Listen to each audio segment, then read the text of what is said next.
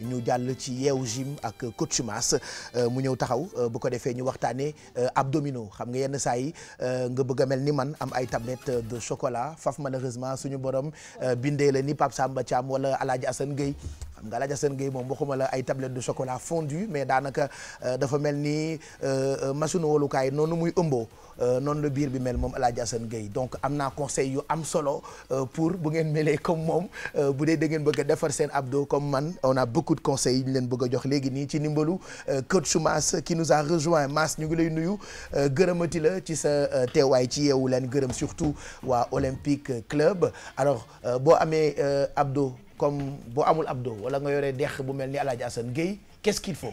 waaw jërëjëf Pape Cheikh gannaaw bi leen nuyoo donc daanaka loolu ñu tax a jóg donc parce que abdominaux am na solo bon ci partie esthétique bi aussi am na yeneen rôle yoo xam te ne si pour soutenir suñu ay posture wala pour aider suñu ay respiration donc ñu seetlu ni démb lu ñu fi doon liggéey muy mouvement d'intégration yi boo amul ay abdominaux yu solide doo ko mën def moo tax ñu ne xaaral ñu def benn retour en arrière donc indi leen ay vidéos yoo xam ni ñu ngeen di travailler abdominaux même seen kër il suffit d'avoir donc un support donc ngeen travailler ko. ñu ngi leen ko fas yéene wane ci vidéo bi donc du loo xam ne day compliqué trop à chaque fois da nga joxe option yi ñi nga xam te ne si donc seen entraînement demeewul noonu ñi nga xam ne si seen niveau aussi donc élevé na macha allah donc à chaque fois donc ci ne da nga gis seen bopp xanaa bu élément bi pare ak Pape Samba Thiam ñëw woon leen ko dikkaat ci plateau bi incha allah.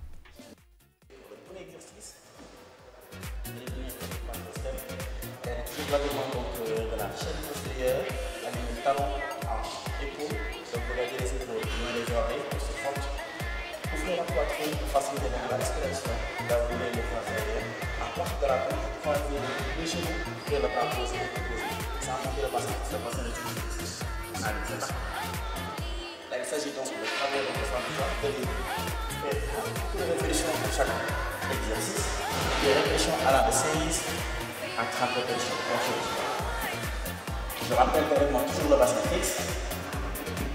Alors, toujours. Je vous propose. Je ne pourrais poser une chose. Vous allez sentir donc le bas du ventre et les épaules qui travaillent dans cet exercice.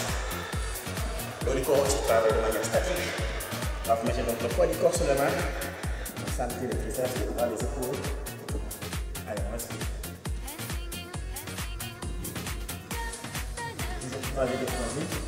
Maintenant, si vous êtes à l'aise, vous pouvez augmenter le rythme en accélérant le mouvement. Sinon, vous prenez votre temps pour travailler de croiser. Sinon, en option encore, posez les genoux au sol, croisez juste et revenez poser.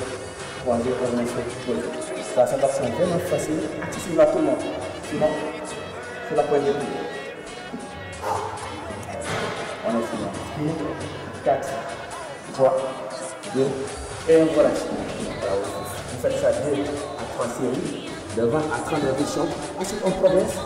Vous venez donc sur le step, toujours le bas du ventre, travail, les mains bien agrippées derrière, et vous venez en chaise inverse au niveau donc, du ventre. Regardez bien maintenant, je vais décrire donc le bassin et pousser donc les genoux vers le ventre. Et je vais lentement. Et maintenant, c'est beaucoup plus simple, vous pouvez amener donc les jambes sur la verticale tout en chandelle. Pousser et rapprocher. Donc là c'est beaucoup plus facile. Et rapprocher. Donc plus dur, on va faire des choses en gardant la main de 90 degrés au niveau des genoux. On décolle. Et on revient. Même chose. C'est un mouvement compliqué, dur. Donc faites la répétition de 12 à 16. Et on lâche. Même chose, on expire. Et respire. Je rappelle que c'est dans le mouvement quart de bassin et les genoux direct vers le plafond. Même chose. Pour être maintenant beaucoup plus intense, ça c'est un niveau vraiment intense.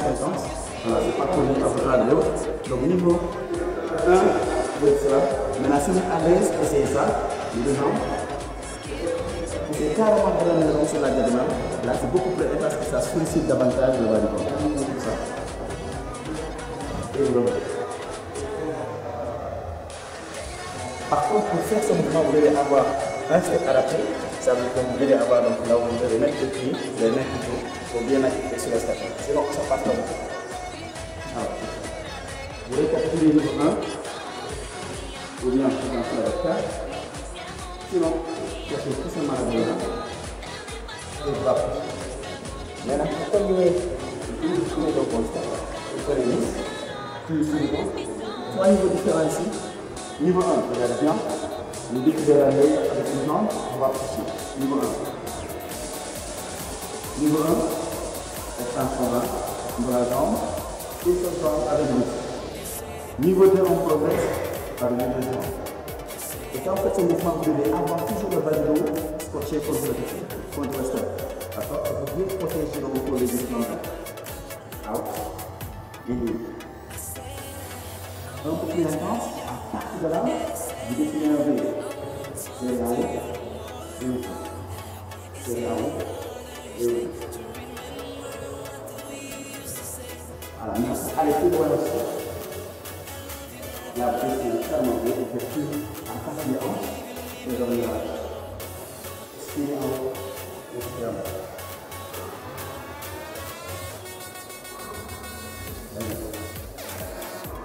Encore deux. Dernier.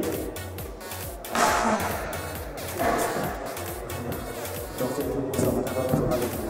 Parce que je pense qu'on peut d'autres vidéos pour bien travailler dans l'ensemble. merci Mass donc noonu la ñuy defee travail pour abdominaux yi plutôt très intéressant après dafa am lekk boo war a suivre dafa am régime boo war a suivre aussi boo bañee di def abdo après doo ci gis résultat bu baax. jërëjëf pas obligatoirement régime bon parce que des fois boo waxee régime rek am ñoo xam ne donc daanaka seen day yóbbu seen fit mën nañ continuer lekk li ñu daan lekk mais ak nañ koy lekkee donc du ma jóg ci di ko wax Alfie à chaque fois mu ñëw ci donc wala ñu gis di seen ñu mel ni Fatou Bintou Seck donc ñu wax ñu une bonne manière donc de manger nii lekk baax na donc macha allah mais nag ñu xool ni ñu koy lekkee mi ngi mel ni ceeb bi nga tiim bool bi dégager ceeb bi bàyyi fa légumes yi donc du lu gën donc daal ñu fexe daal di modérer voilà donc éviter aussi boo jógee sport des fois xam nga boo demee sport mu booster sa appétit nga dem lekk li nga xam te ne si maanaam daawoo ko lekk oui aussi c'est à éviter donc di naan ndox bu bëri pour couper suñu appétit yooyu donc boo demee fekk bu la leer ni boo demee sa kër nga yàq entraînement bi donc loolu aussi amul sens léegi aussi am na ci ay entraînement yoo xam ne du ma koy gëj di wax muy abdo muy gainage yi moo gën a yombul ci nga xam ne amuñu step par exemple Pape Samba Thiam gis nga wax naa ko donc quelques éléments yoo xam ne da leen koy wan donc lii mën nga def fépp moo xam sa bureau la moo xam sa kër la boo yeewoo le matin balaa ngaa jéem nga def ko très simple donc 4 types de gainage la facial la voilà facial la wala dorsal wala costal gauche côté gauche bi côté droite bi wala nga nekk en face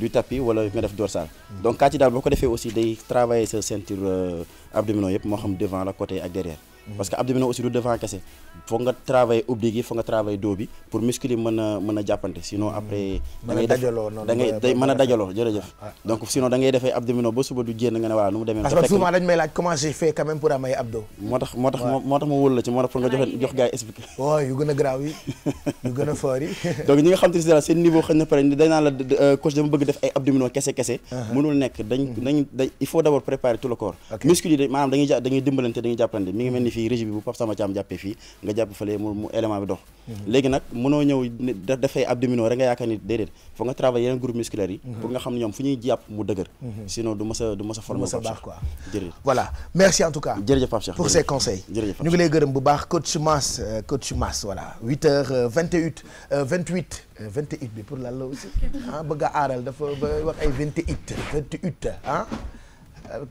naturel bi lu ko dàq